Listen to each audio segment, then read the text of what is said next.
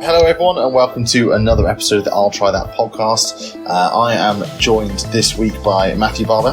Howdy doodly do. And we are travelling to Bavaria. You know we love to travel to Bavaria. There's a lot of great beer in Bavaria. And we are trying Weihenstephaner. Did I pronounce that correctly, Matt? I'll give you that. Yeah, Weihenstephaner. Yeah. Weihenstephaner. Okay. Mein Hamster ist gestorben. There you go. Wait, no, so something else. I was missing the shush basically in my pronunciations. You need to shush it up a bit. Exactly. I had to get more confident is what you're saying with my German pronunciations. That's yourself, you're all over it. So we're traveling to Bavaria. We're going to try one of this fantastic beer, the Hefe Weissbier that we both have in the Bavarian style, which I'm very excited by because every beer I've had out of Bavaria has always been an absolute cracker that has made its way to the UK. So I'm excited to really dive into this. But Matt, you have a hot topic for us. I do indeed. Yeah, absolutely. So there's it's a bit of a story doing rounds at the moment. There are free beers available to anyone who wants to hike to Britain's most remote pub. Would you like to hazard a guess as to where Britain's most remote pub is? I instinctively Scotland? Sorry, my mind went in two places. Scotland is the right answer. It is the northern shore of Loch Nevis on the Knoydart Peninsula, which, I mean, I admit I don't know Scotland intimately. I'd never even heard of that bit. What if I'm not going for the Falkland Islands, which was my other potential option for Britain's most remote pub? There is a... I was going to say it's going to be a really lovely pub. I've not been, but I think I've already made my mind up that it would be unbelievable if it's one that you need to hike 15 miles to get to. So it is a pub called the Old Forge, and it's probably, people have been doing the hike over a couple of days. This summer, if you do the hike to this pub, they'll give you a few free beer. There is like a password for it. I think it's a secret, but it's out there. You have to say wiggle. Brilliant. Because it's to do with there's a sports brand in the area, as I understand, called Wiggle, who have teamed up with a micro brewery, Knoydart Brewery, no less, of that neck of the woods, and it's to promote their new beer, which is called Trail, which I understand is 5.1% golden, hints of citrus, single malt, single hop. And you'll only be able to get it from the Old Forge. So that's kind of cool, isn't it? Yeah, that sounds really tasty. I love that they're like really kind of, you've made it. Well done. Here's some free beer. Here's a reward. I quite like the idea that they maybe even came up with the idea because someone did the 15-mile hike. We'll call it a hawk for now.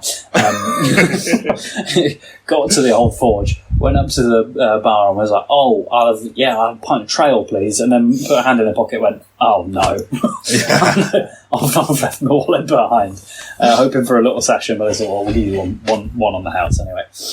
I think, but as business plans go, I don't quite understand how they're going to make money. I know that it's not about that. It must be about the fact that they've got there and well done them and things. But have they just got like a load of locals who live up there as well, who are just like, we love this place, we always go there, and they keep them afloat. So any, outsider is just welcomed with open arms, basically. That's the bit that I couldn't quite extrapolate from some of these stories, was whether there are, because there is. There's a sports company and a microbrewery, so I imagine there's got to be a little community there as well that doesn't need to hike 50 miles to the pub every time. But I'm guessing they get you after you have done a 15-mile hike. You're probably after at least a bowl of chips. Let's go with the pints. So, maybe a bowl of chips is like £21 or something like that. Yeah, I was going to say they make all their money on the food. Yeah. So there you go. But if anyone's feeling really, Scotland is a beautiful part of the world, particularly in July when this offer is on. So if anyone wants to go and this reoccurring joke is get a wiggle on and try Knoydart Brewery's new golden IPA called Trail. You know where to go. Enjoy. So we talked about travelling from Scotland to Bavaria. It's got a short flight. I think you can probably get direct flights from Scotland to Germany and to south of Germany in particular. So we're going to be talking about Weihenstephaner, which I must admit is one of those. If you go down your local supermarket aisle here in the UK, it would probably blur into a sea of German fantastic looking like kind of Weissbier bottles that we have here. We've got a nice good little selection, but I think these have always been there. But I alongside like Erdinger, for example, I think would always be sat there like be Erdinger, be this, definitely.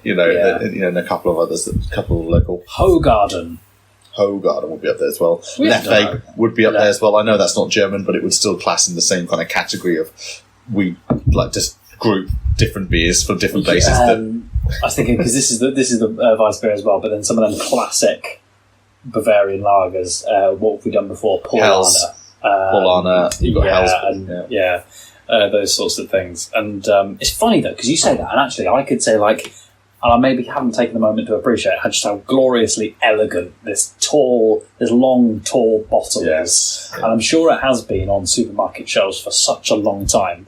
And actually, I mean, I can't think of anyone I know who, like, on the regular goes and buys a Weihenstephaner. I'm complete with you. It must still happen. And it's like... It's almost like you have to pay like due deference to Weihenstephaner because they do claim to be the oldest brewery in the world.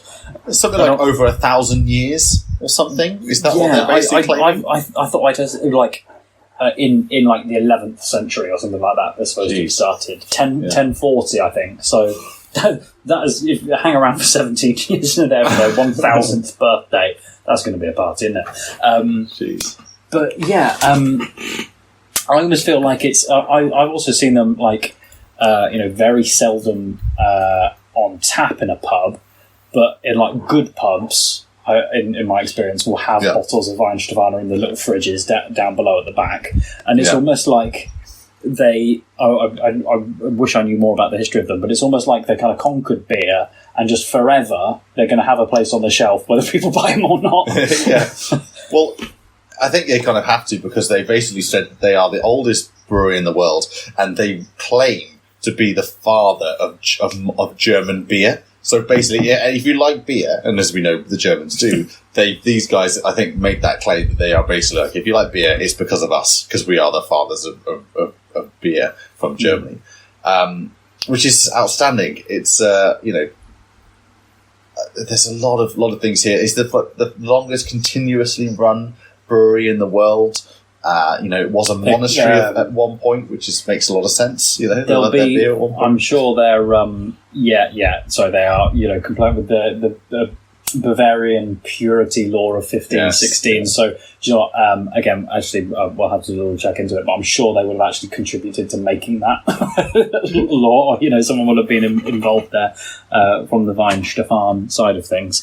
But it is the name comes from the town of Weihenstephaner, and if you're a Weihenstephaner, you are one of Weihenstephaner. Say that 10 times fast. Is freezing, I think, is the actual town. It probably is in January. This is Munich. This is just outside Munich. It's Bavaria. It is proper beer country, isn't it? Yes. And as we were saying, they're known for that sort of Hellas beer, but they churn a lot of these out, and it seems a little bit conceited to say that it's a sort of invented beer because it's not this type of beer that, for instance, the UK who've probably been brewing beer for quite a long time. Actually, they say Egypt had the oldest actual example of beer, but I'm sure it was Mesopotamia. The Mesopotamians always did things first. they were all at it, weren't they? But the Weissbier is quite a distinctive taste. I refer to it as distinctive because, as we may have heard, listeners, if you've listened to the podcast before, it has a bit of a funny effect on me. It is that which you never fail to bring up every time. It's like also if you mention asparagus in front of me, everyone knows the thing about asparagus and you're wee smelling funny. But it is the archetype of Weissbier, isn't it? Yeah. It's that kind of.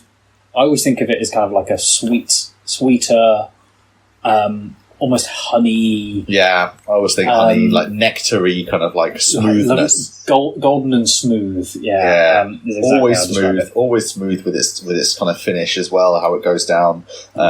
Very, like, you hit the nail on the head, it's like that kind of sweetness, but I almost feel like with these, although they're drunk cold, they make you feel warm because you're enjoying what you're having, and it's like it's like I'm being hugged actually by this beer. It's quite it's just like nice. I'm safe here, you know. That's it. Yeah, the big tall neck, and it's kind of like friendly but imposing label, and said you're going to enjoy this beer. So just we've got exactly. Yeah, we've been around for a very long time. We know how to make beer, and I think this is like, you know, they haven't ever really done anything too big about their marketing or branding to build their brand, because they are there. They've been the oldest brewery. They've been around for a long time, and its reputation is basically well known within the beer drinking community rather than like externally. If you know about beer, you will have come across this beer, and that's probably who are the beer enthusiasts are probably the ones keeping this beer alive in different cities.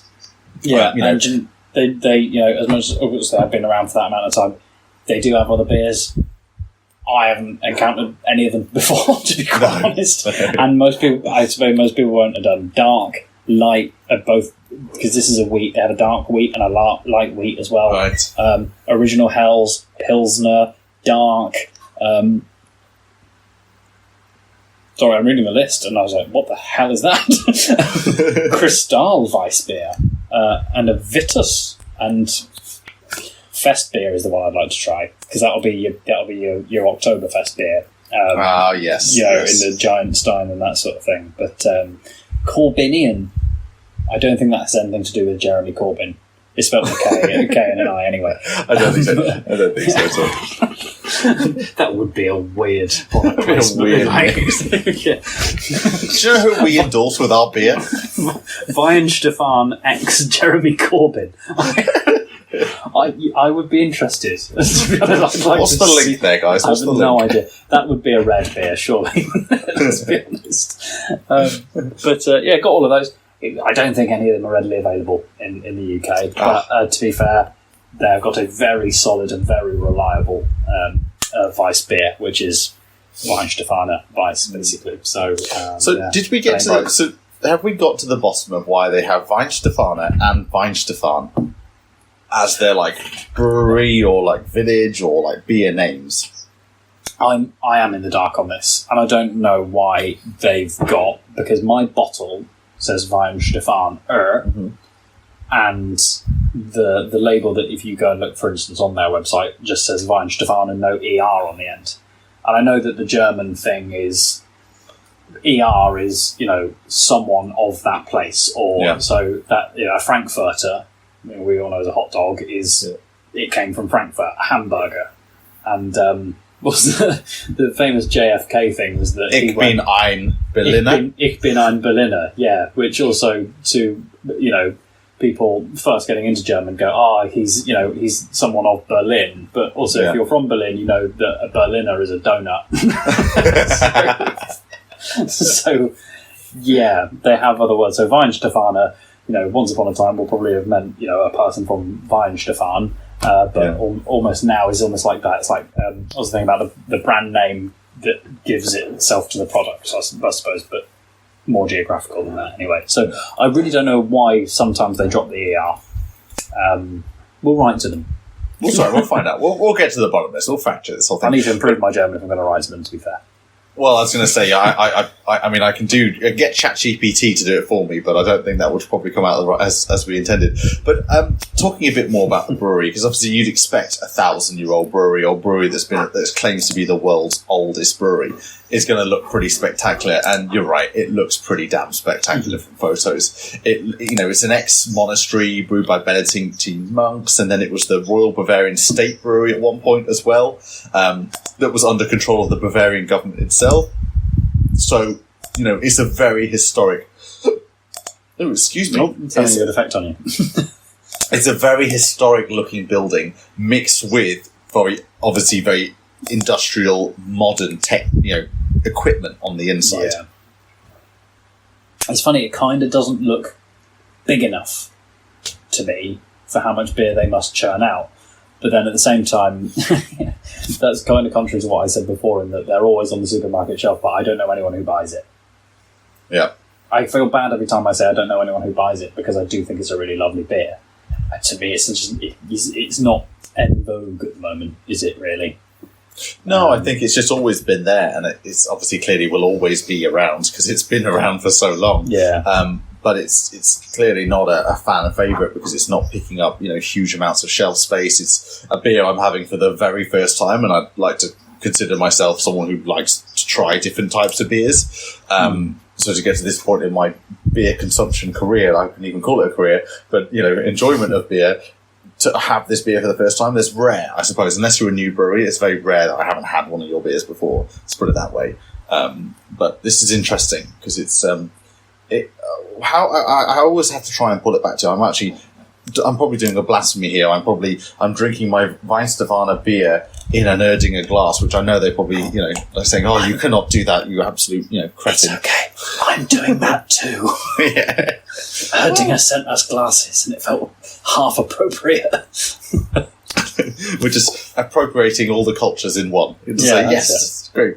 Yeah, no, I mean, again, shout out to Erdinger. Thank you very much for the glassware. We're really enjoying the Weihenstephaner out of it.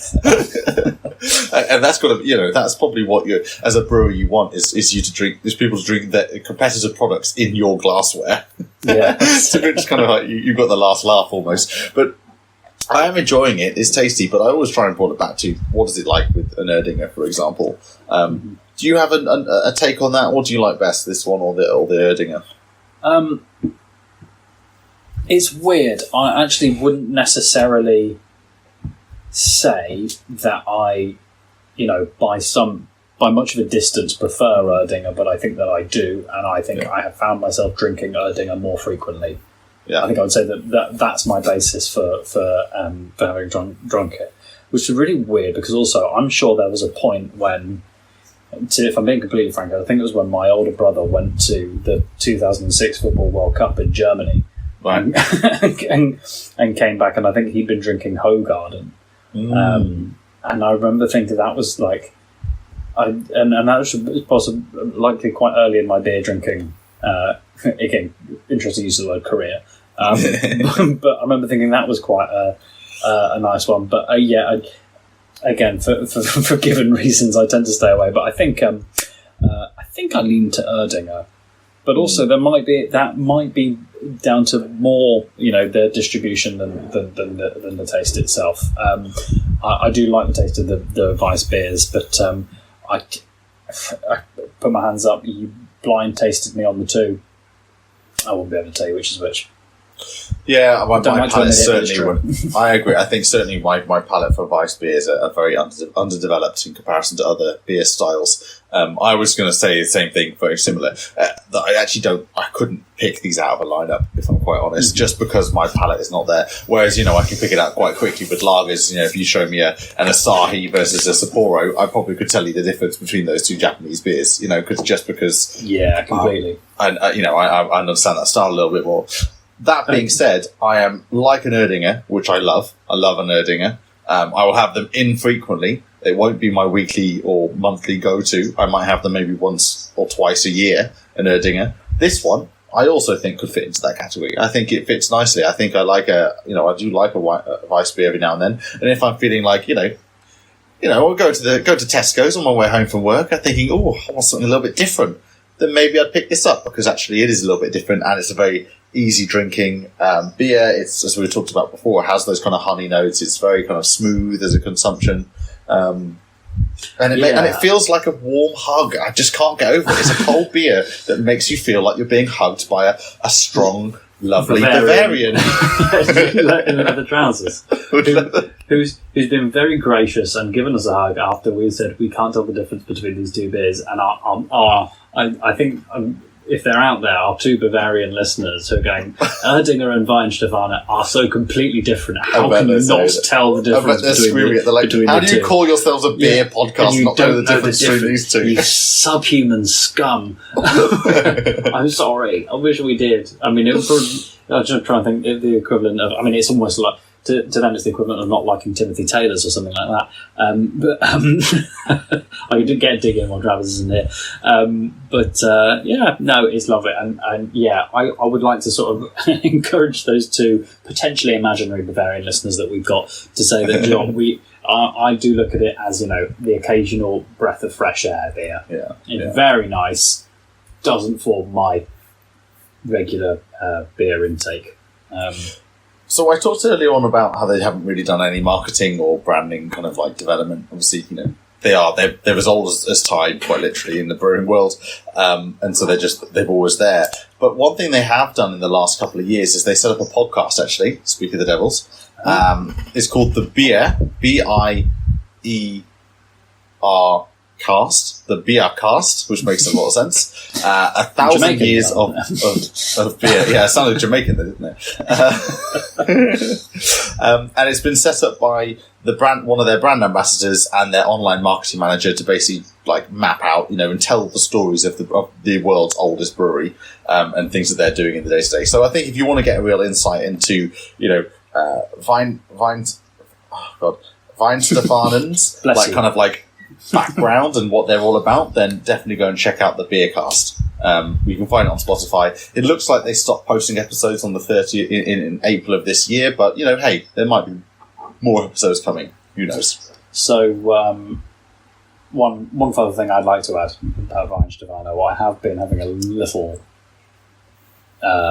investigate at is we know someone who engages quite readily with beer merch. Oh, yes. And I had an initial look at these guys and thought, I bet they've got some real niche beer merch. Yeah. And actually, I was thinking, what have we seen before? Like walking poles, Yeah, that was it. I think that wasn't that. No, it's Stiegel. Stiegel. That was it. The Radler, wasn't it?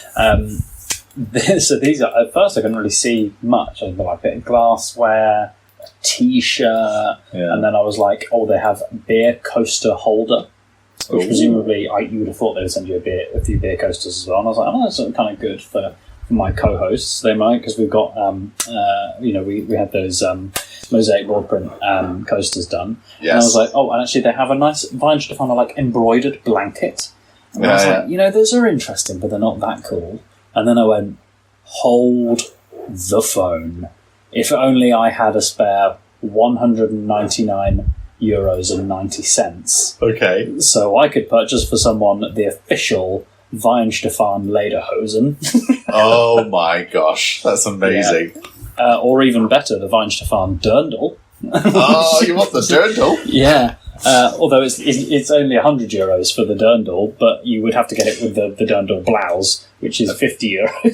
I'm going to tell you a Dirndl story because one of our long time and without fail listeners is my mother. So shout out to my mother for this. Thank you very much for listening to and continuing with these episodes.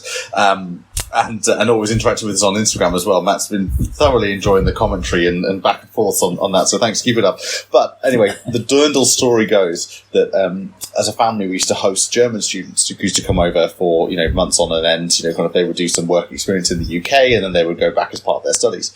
And we had this one student who. She was, I guess kind of very, very strong-minded, let's put it that way, in her convictions and things. And it was coming up close to the October, September time, basically, which is when, as everyone knows, very famously, that October-based Oktoberfest happens in September. And anyway, she's from Bavaria, and she got her mum to send out her Dirndl. And her mum tells this story fantastically, and I'll butcher it, I'm sure, but it's basically, Mum says along the lines of just having this conversation. She goes, "So, can you tell us a bit more about the Dirndl?" And this student turns around and says, "It's not Dirndl, it's Dirndl." It's just like such like a small. Okay, what can you tell me about it then? Just kind of moved on like how professional she is, but like my mother is. But it's like Jesus, come on. Yeah, they're splitting hairs and they're splitting whatever that was. It's not Dirndl, it's Dirndl. Yeah, fair play. If that's ever an insight into how serious they are about the beer, Well, actually, sorry, there's not the beer, is it? But it's always the well, it's an outfit. Yeah, exactly. But it's the female lederhosen, basically. Indeed.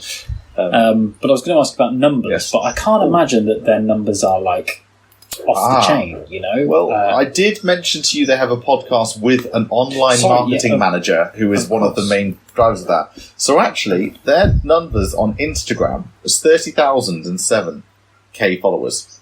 I feel like they should have that is pretty impressive. I feel like that instead of an Instagram or a Twitter, they should have a town crier who just goes on tour and shouts. I saw they do. They have like a lot of like an interesting, kind of. They're doing a lot of things basically. They're doing work with. I think Weihenstephaner is basically a very, very well known brewery, obviously in that area, and they're doing a lot of interesting things, but. It's what you expect from a well-established brewery. Yeah. They're like sponsoring skiing events in the summer. In the summer? No, in the winter.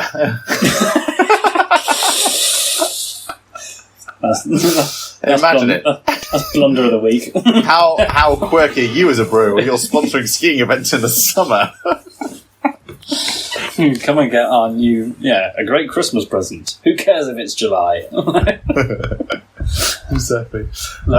Anyway, they are very active, and they're obviously a big name in Bavaria, especially. And they do have photos on their Instagram of marching bands in traditional garb, and looks to be like a conductor / town choir thing. So I think they've hit your what you were expecting to see from them, also, as well as like working with. More like music artists and things like that as well. So they're definitely spanning the gamut of like getting out there, and what you kind of would hope from a traditional, and kind of established, and who claims to be the world's oldest brewery. And that's all we have time for this week's episode of the I'll Try That podcast. And so from me, Joe, Rich, Barbara, and Simo, goodbye. And don't forget to follow us on Instagram, Twitter, I'llTryThatPodcast.com. and watch us on YouTube. Goodbye now.